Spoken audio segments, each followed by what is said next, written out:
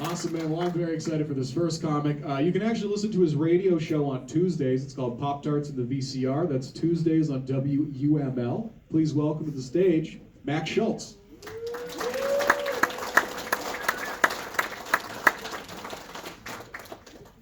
Hey everybody. Like I said, I'm Max Shultz, and I do run that show. It's goofy, but I didn't name that joke, the show, so I'm going to tell you jokes that I did right. When I was a freshman in high school, my math class, our final exam was to solve the BP oil crisis, which sounds ridiculous because you're 14, you're not supposed to solve like global crises. But the reason that was our final exam was because my teacher earlier in the year expressed to us very blatantly something along the lines of, yeah, I have no certification to teach anybody anything. Don't tell your parents. And then I didn't. I was polite. I waited some time, and then I told audiences of strangers like yourselves.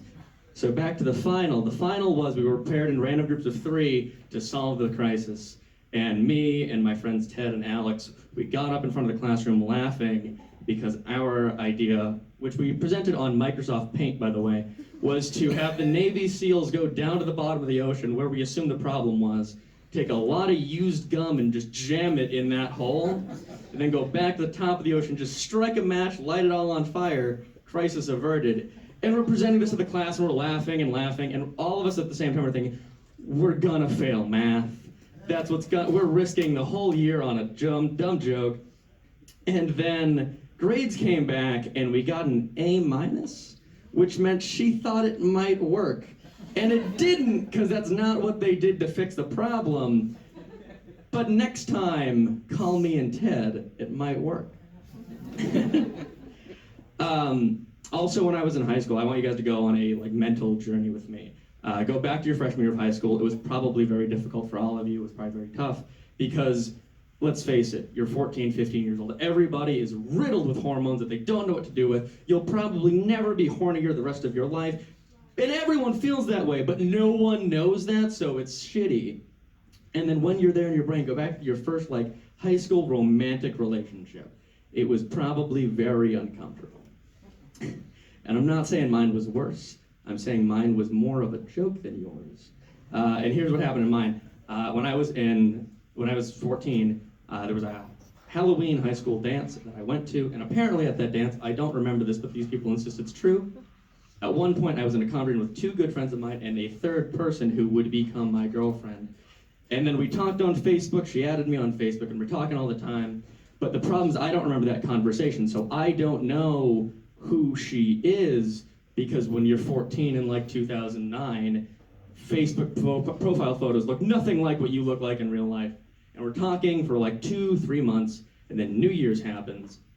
And now I'm in my mid-20s. So on New Year's, I don't remember New Year's, and that's the point of the holiday.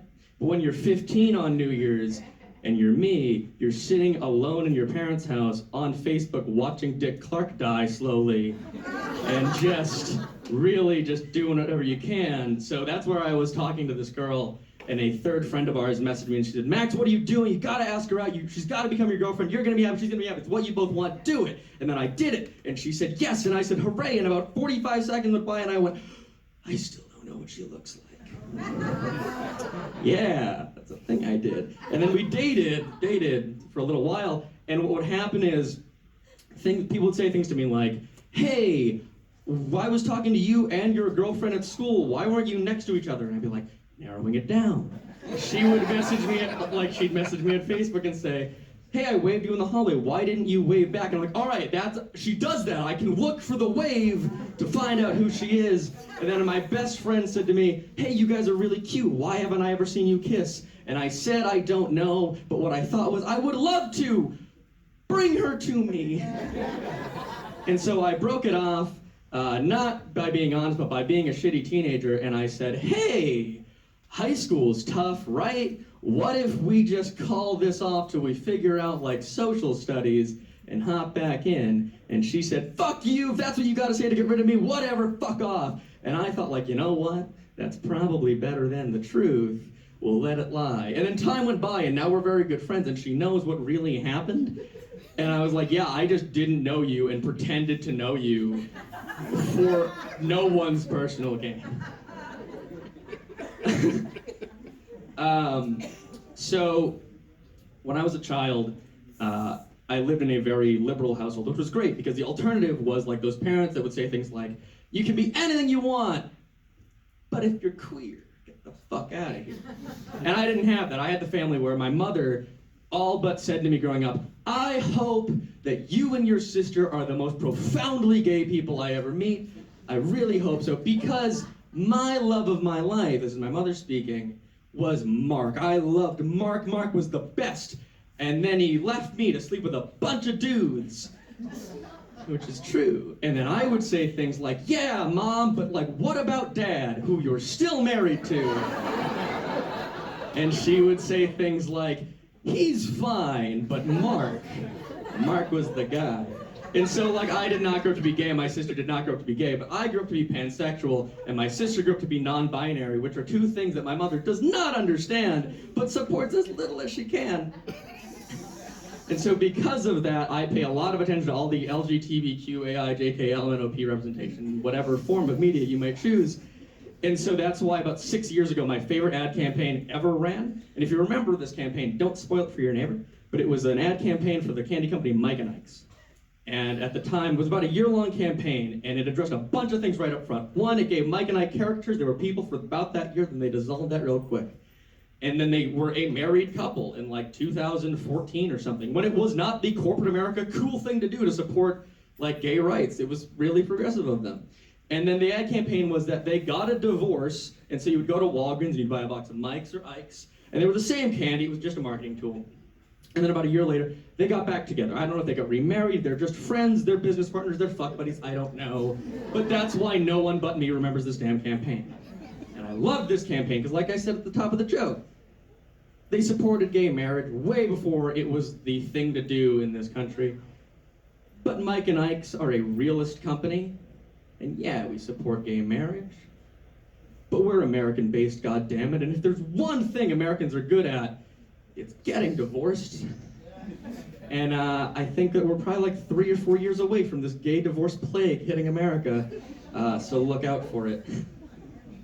A few years ago in my mid-20s, I did this thing that I think a lot of people do, where I got out of a very serious romantic relationship and didn't want to hop back into another one, and so I just kind of was a whore for a while. It's a lot of fun in short doses. You seem very appalled by this, but that's okay. It's great. I did that for about 4 months, and while I was doing that, I was sleeping with this woman named Katie, and Katie and I had this perfect arrangement. The whole setup was we would have sex, we would smoke a bunch of weed, we would watch cartoons, and that was the entire thing, and it was great. And most of the time, the arrangement was I would sleep with Katie where she lived. First floor was her dad and the dog. Second floor was vacant, they were trying to rent it out, and third floor by herself was like a studio apartment for Katie. Great. But to get to the studio apartment, we had to go by Dad and the dog. So I had met Dad and the dog a few times. And one time, around this time of year, in the dead of winter, it is snowing outside, and it is like -10. And for the only time in knowing Katie, we did the things. We watched cartoons, we smoked a bunch of weed, we had sex, and then we fell asleep, and we'd never fallen asleep together before. It was very awkward. And then we woke up at about 3:30 in the morning, and I went, I gotta go home. And she said, okay. And she walks me down the stairs, down the other set of stairs, to the door. It is 3:30 in the morning, it's freezing. She presumably goes back to sleep, door shuts, I turn around, and there's her dad walking the dog. And maybe it's because I was high, I don't know, but what happened was he said, going home, and I should have said yes, and then nothing else. What I did say was yes, but I can't leave yet because I don't know what your name is. And then he didn't skip a beat, and he said, that's all right, you can call me Dad. And what I should have said was nothing and drove home. What I did say was, no, I can't. And then I drove home and texted Katie, I love what we've got going on, but we can never do this at your house ever again. And she was cool with it. I got one more joke to tell you guys, and I'm gonna get out of here. But thank you so much, you guys are a great audience. This has been so much fun. Middle of last year, I'm fine. I'm gonna open this story by telling you guys like I am okay. But the doctors thought I might not be okay, so I had to have a procedure done, and that procedure was I had a colonoscopy when I was 24. Yeah, It's great. I recommend it to everybody. Go out, get one. Because like a few things happen when you get a colonoscopy. If you guys haven't done it again, go to town. My doctor's great. So beforehand, you have that appointment with the doctor that says like, here's what we're gonna do and here's when we're gonna do it. And they say you can either go on drugs and you're unconscious, or you can choose to not do that. It's about the same price, and you just kind of hang out while we shove a giant thing up you. And I said, who chooses that? And they go, no one, but we had to throw it out there. So then you go in, you get the colonoscopy, and the way it works is they give you a drug called propofol. And propofol is the drug, if you don't know, that Michael Jackson overdosed on, and I totally get why. It's delightful.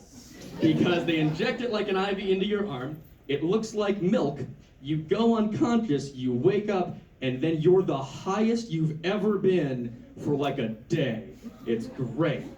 So what they don't tell you though is that you go under, they shove the thing up, you look around, and then you're good, I guess. But then you have amnesia, and you wake up, fall asleep, wake up, fall asleep, wake up, fall asleep, before you can go about your day and just be stoned. And for me, they wheeled me back out to like the wake up room or whatever it is. And I woke up and I said to the nurse, hey, I know it was a minor procedure, but had I died in there, my last words would have been, huh, that looks like milk. I know it was a minor procedure, but had I died in there, my last words would have been, huh, that looks like milk.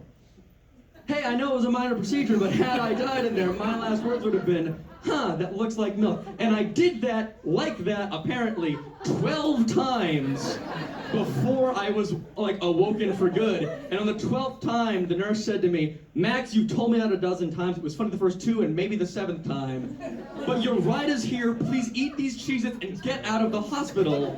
And I said, okay. And then I was high for a day. I'm Max Shultz. You're the best fucking audience. Thanks so much.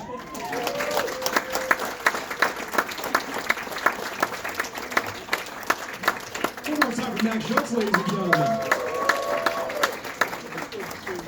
All right, folks.